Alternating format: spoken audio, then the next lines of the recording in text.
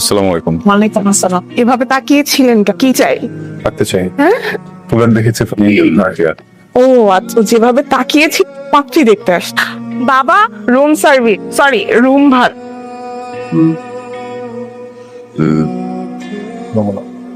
ওয়ালাইকুম আসসালাম। তোমরা কি রুম নেওয়ার জন্য এসেছো? এসো ভিতরে এসো। খাবে চা না কফি?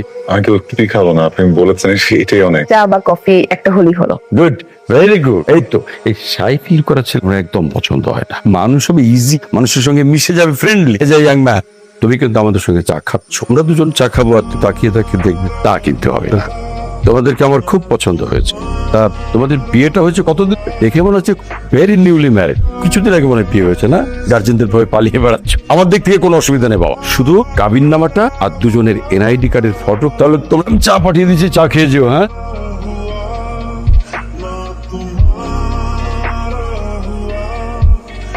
আমার বাসাটা খুব দরকার।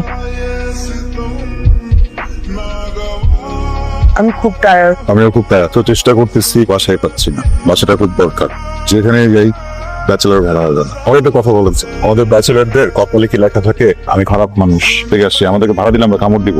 কি করা যায় বলুন তো? আপনার এনআইডি কার্ড বা পাসপোর্টের কপি আছে তো না?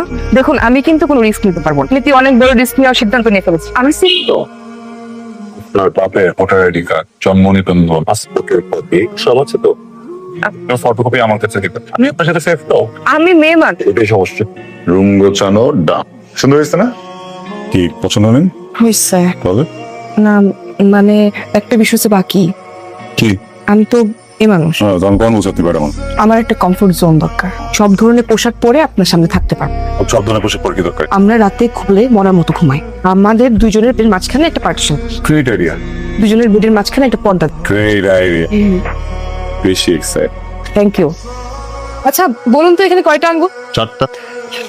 নাও finally hello mister, thank you. Welcome. আপনাকেও থ্যাংক ইউ, খুব সেফ ফিল হচ্ছে। আমারও।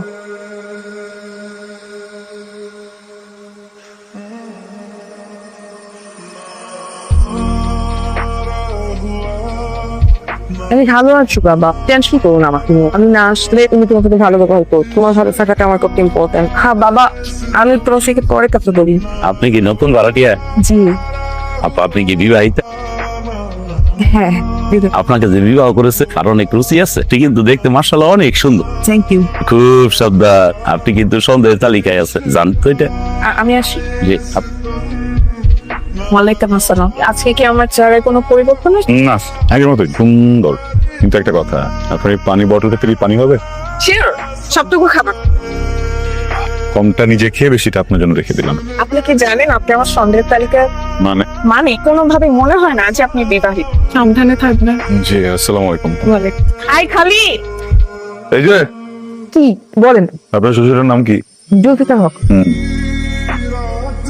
আমাদের বিয়ের ডেটটা মনে আছে তো? সেটা ভুলে গেলে চলছে। 12 ডিসেম্বর। কিভাবে বিয়ে হয়েছিল? পালিয়ে। 6 মাসের ভিতরে আমি এই না কোনোভাবে বাড়িওয়ালা যান। আমার এক্সামটা শেষ হোক, ভদ্রলোকে অফিসিয়ালি জানিয়ে দিব। ওকে? একটা কথা, আমরা দুজন কিন্তু সন্দেহের তালিকায়। আগামী 6 মাস কোনোভাবে বোঝানো যাবে। বোঝা গেল? আচ্ছা, আমি 12-র দিকে যাবো, আপনি কারণ বাজারে যাবো। তো যান, দেখা হবে। এই যে এদিকে আসেন, আপনি আমাকে চেনেন? আসসালামু আলাইকুম। ওয়ালাইকুম আসসালাম। চিনতে পারলাম না। আমার নাম হচ্ছে মোহাম্মদ রিপন। ভালো আছেন? যে ভালো আছি, আপনি ভালো আছেন? ভালো আছি। আপনি বলেন। আপনি যেটা দুই কানে শুনলাম, দেখি ঠিক আছে? আমরা দুজন কিন্তু সন্দেহের তালিকায় আছি। দোয়া করবেন আমাদের।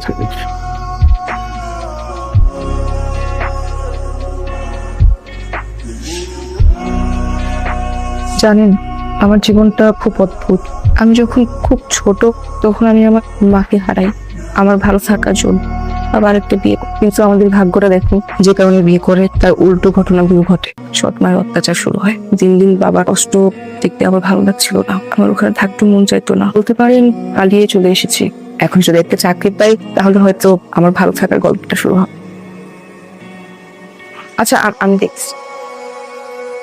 আপু, আপনাদের দুজনকে বাবা এখনই ডেকেছে। আসসালামু আলাইকুম আঙ্কেল। ওয়ালাইকুম আসসালাম। কে আপনি? কার কাছে এসেছিলেন? মানে আগে দেখি তো তাই জিজ্ঞেস করছি। আমি তো দ্বিতীয় তলায় এসেছি, আমি ফাহাদের মামাতো বোন। ও আচ্ছা আচ্ছা, ও কিউট বৌমাটা কেমন আছে? কার বউ আঙ্কেল? তোমার ভাইয়ের বউয়ের কথা বলছি। ফাহাদ তো এখনো বিয়েই করে, তোর বউ আসবে কোত্থেকে আঙ্কেল? আপনার বোধহয় কোথাও একটা ভুল হচ্ছে। হতে পারে মা, আর বয়স হচ্ছে তো কমই শুনেছি। আমি তাহলে আসি আঙ্কেল, ভালো থাকবেন, দোয়া করবেন। আমি আগেই বলছিলাম কি মাসুম চেহারা, এত বড় খারাপ কাজটা তোমরা করলে কি লাভ? বিশেষ করেন আমরা কোনো কিছুই করিনি। এটা ট্রু যে আমরা বিবাহিত না, আমরা একজন একজনকে চিনিও না আঙ্কেল। হোয়াট? চিনি না মানে? জি আঙ্কেল। আঙ্কেল আসলে আমি বিসিএস এর প্রিপারেশন নিচ্ছি। আমি এর আগে যে বাসাটাতে ছিলাম অনেক ব্যাচেলর, সেখানে তো স্পেস পাচ্ছিলাম না পড়াশোনা, প্রচুর সাউন্ড, সবাই কথা বলতো, একা বাসা নেওয়ার চেষ্টা করতো। আপনি আবার বললেন যে ব্যাচেলর দিবেন না, এমন সময় যখন বললেন যে হাজবেন্ড ওয়াইফ ডিফেন্ডও করতে পারেন, বাসাটা খুব দরকার ছিল। বিশ্বাস করেন আমরা একটা বিছানা আলাদা ছিল, পার্টিশন ছিল মাঝে একটা। আপনি ওনাকে জিজ্ঞেস করেন, আপনি বলেন না প্লিজ একটু। তবে এক কাম করে, এই দুইটার দুইটা পুলিশে দিয়ে দেন, পুলিশ পাঁচার মতো দিব না। পুলিশ ডাকবা কেন? ভদ্রলোকের বাসায় পুলিশ আসে নাকি? পুলিশ ডাকার বিষয়টা বাদ দিয়ে কোনোভাবে সমাধান করা যায় না? সমাধান আমি করছি।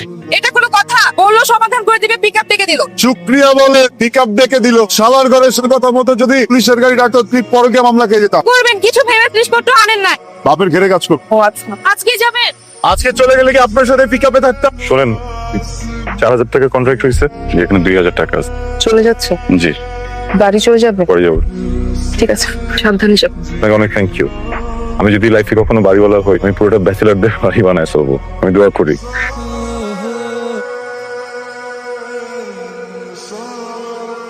এই যে দৌড়াচ্ছেন কেন? আপনি বলছিলেন না আসলে অনেক কিছুই বলতে চাই, বলছেন বলেন, এখন বলেন। আমি না লজ্জায় বলতে পারি না। পিকআপ থামান। আমার থামেন। দেখেন, আমি ডিস্ট্রিক্ট কথা বলতে পারি না, ঠিক আছে? ঘুরে পেঁচে বলি, বুঝে নেন। ও, বলেন। I am single, you marry me? বেশি স্ট্রেট হয়ে গেল না? এমনই পোষায়, যদি পোষায় তাহলে হাত দেন, আর যদি না পোষায় তাহলে টান দেন।